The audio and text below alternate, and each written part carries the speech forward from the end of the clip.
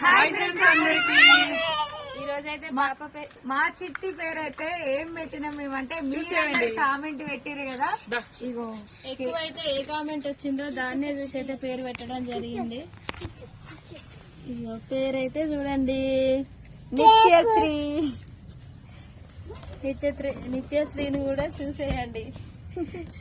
ఎట్లున్నది పాపకు పేరు సెట్ అయిందా లేదా, ఇక సెట్ అయినా కాకపోయినా ఎక్కువ కామెంట్స్ అయితే నిత్యశ్రీ మీదనే వచ్చింది కాబట్టి అదే ఎక్కువ సార్లు వచ్చింది. నచ్చిందా నీకు? నచ్చింది. నచ్చిందా నీకు పేరు?